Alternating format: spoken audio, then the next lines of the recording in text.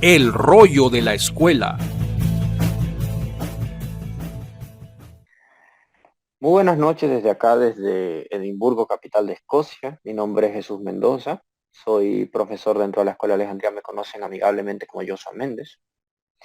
Y hoy les quiero hablar de un tema bastante polémico, bastante polémico.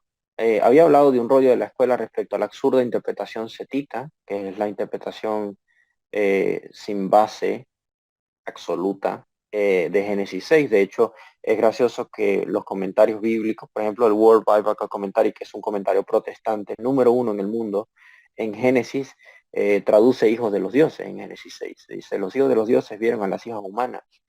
Y para que ese comentario traduzca de esa forma es porque académicamente hoy en día los académicos serios, ninguno cree que exista la supuesta descendencia de Seth. Y claro, para yo explicar esto en el rollo tuve que aferrarme a varios textos llamados apócrifos. El libro de Judith, el libro de Sabiduría de Salomón, el libro de No, el libro de Jubileos. Hoy vamos a hablar de ese asunto. Si usted es un teólogo, va a pasar por estos libros porque posiblemente si estudia en una universidad lo van a obligar a leer estos libros. Es la única forma en la que se va a graduar.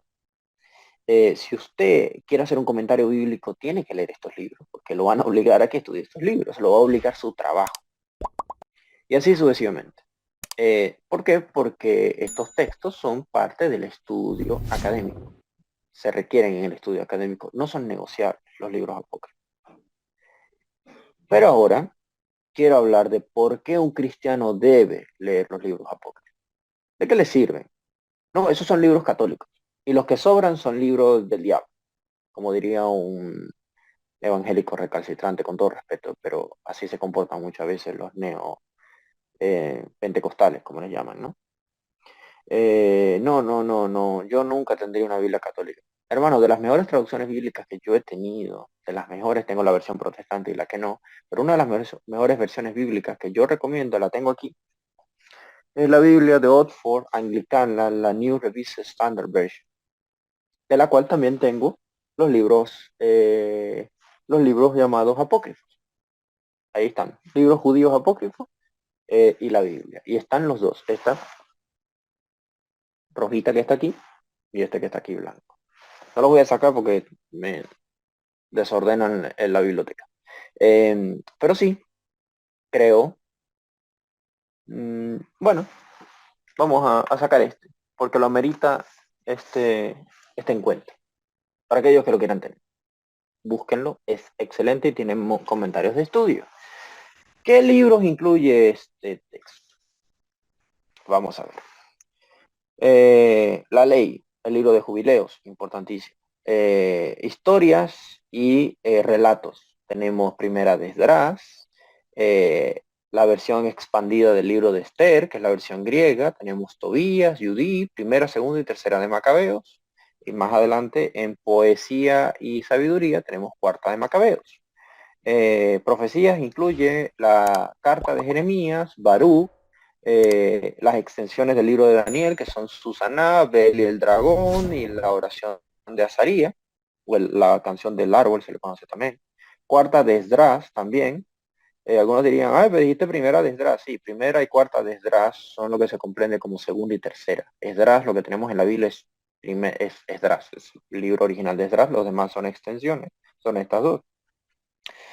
Salmo 151 es un solo salmo, que por cierto se encontró en Qumran, ya vamos a hablar de eso. La oración de Manasés, la sabiduría de Salomón, el libro de Ben Sirá, conocido como eclesiástico en la Iglesia Católica, se conoce también como Jesús Ben Sirá o la sabiduría de Ben Sirá, es uno de los libros que más nombres tiene. Cuarta de Macabeos ya la mencioné. Y al final tenemos algunos contextos sociales, el periodo pérsico y babilónico, el helenístico, romano, y eso. Bien. Ese es el canon que tiene esto. Es excelente esa Biblia. Porque es una Biblia. Algunos dirían, no, eso no es una Biblia. La Biblia es la otra. No, hermano, esos libros fueron parte de la Biblia. Antes de que la Biblia se encerrase en una jaula llamada canon, que fuera más mutilada todavía por la iglesia protestante. Yo no soy católico, pero por la iglesia protestante, porque la iglesia católica mantiene muchos de estos libros. La Biblia era lo que es una biblioteca, llena de literatura, llena de muchísima sabiduría divina, porque todos estos libros se consideraban inspirados. Lo interesante es que hay gente que me sale y me dice, el libro de Enoch no lo escribió Enoch. Yo lo sé. El libro de Samuel tampoco lo escribió Samuel. El libro de Daniel tampoco lo escribió Daniel. El libro de Isaías, una parte la escribió Isaías. Académicamente se acepta que otra parte la escribió un deutero Isaías, un segundo Isaías. Y tal vez había un trito Isaías, pero una parte la escribió Isaías, de puño y letra, otra no. No todas las epístolas de Pablo las escribió Pablo. Pablo tenía alguien que escribía por él. Él dictaba. ¿Ok? Y muchos de los evangelios se recogen de dichos de Jesús. Jesús no escribió nada, aunque los evangelios sean su vida. Eso tiene usted que entenderlo, cómo la Biblia se conforma, que no quita que Dios inspiró eso. Pero, por ejemplo, ¿sabía usted que el Nuevo Testamento cita Enoch, cita sabiduría de Salomón, cita el libro de Judith, perdón, el libro de Tobías, cita ideas que están presentes en el libro de Eclesiástico o el libro de Jesús ben Sirá, cita conceptos que están presentes en textos que por lo menos allí no están, que finalmente llegaron a estar en el Talmud? Jesús también citó muchas ideas que no quedaron en la Biblia, quedaron en el Talmud, otras en algunas ideas del Targum. ¿Y por qué? Simple y llanamente porque en aquella época los escritos tenían ese nivel de importancia. Estaban contenidos, la mayoría de ellos, en un texto conocido como la Septuaginta, que es la Biblia, la traducción griega del Viejo Testamento. ¿Ok? La Septuaginta, que no fue producida por cristianos, fue producida por judíos, la cual tiene soporte en Qumran. Y aquí puedo darle, vamos a usar esta, que es la versión de Bermes, y esa Bermes. Traducción de los manuscritos de Qumran. Vamos a ver qué incluyen los manuscritos de Qumran. Qumran es una área cerca del Mar Muerto, por eso también se conoce como los manuscritos del Mar Muerto, donde se encontraron en 11 cuevas una serie de manuscritos importantes. Lo gracioso de esto es que estos manuscritos no fueron hechos por cristianos, sino por judíos. Y incluyen cosas como el documento de Damasco, un documento que también se encontró en el Cairo de Genizá, la Genizá del Cairo, en Egipto. Este documento habla, por ejemplo, de la tradición de Enoch, de los vigilantes de Génesis 6, menciona una serie de ideas de la justicia y de la venida del Mesías. También tenemos cosas como el escrito de la guerra, bueno, estos algunos son de la comunidad, pero tenemos, por ejemplo, en trabajos apócrifos, salmos apócrifos, el Salmo 151 que está allí en esa versión, también existe en Qumran, su versión hebrea distinta de la versión griega. ¿Ok? Y está en Qumran. Por ejemplo, la versión griega dice que fue enviado el ángel de Dios a ungir a David. Sabemos que no fue el ángel de Dios, fue Samuel. La versión de Qumran corrige eso. La versión hebrea decía envió a su profeta a ungir a David. La misma historia, pero dos traducciones. Bueno, una no es una traducción, es el texto. Qumran, no me voy a meter de lleno en todos los textos que incluye Qumran, pero Qumran también tiene el libro de Enoch en arameo, en griego.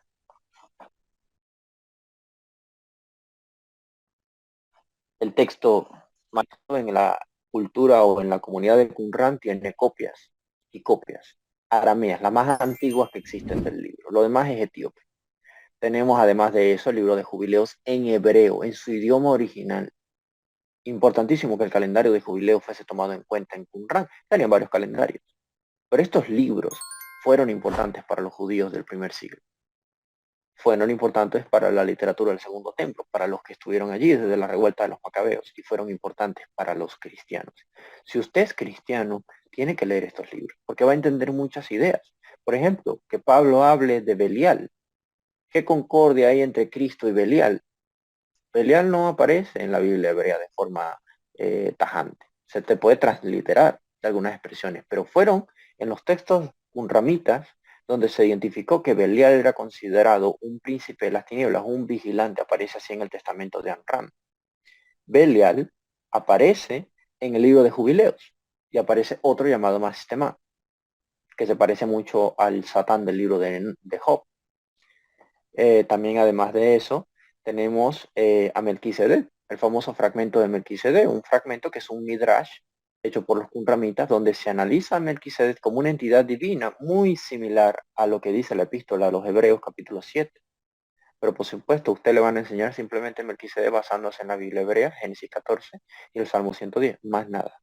No le van a decir absolutamente nada de que existe un texto que llama a Melquisedec, literalmente Dios.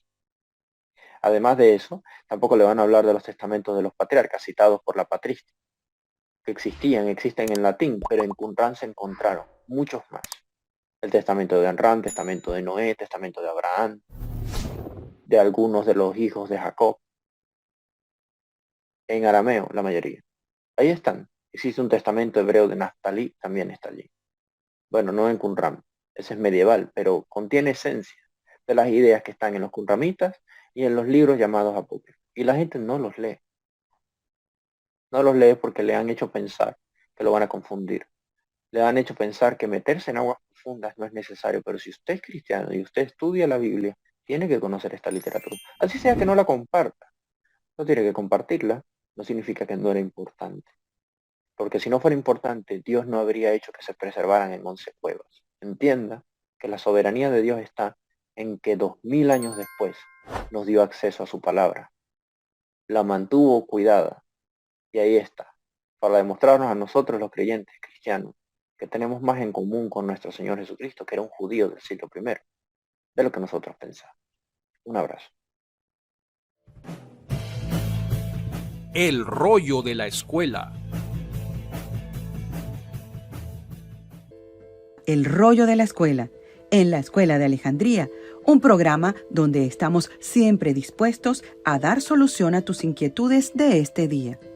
Porque hablamos español y podemos profundizar de manera sencilla y escueta en cada tema, mostrando el punto de vista de la palabra de Dios que también toma en cuenta el punto de vista del hombre a través de los tiempos. Este es el rollo de la escuela, que te puede tomar un momento, pero tiene fines eternos. El rollo de la escuela. Regálanos un like, suscríbete a nuestro canal, entérate cada vez que subimos contenido y compártelo en tus redes.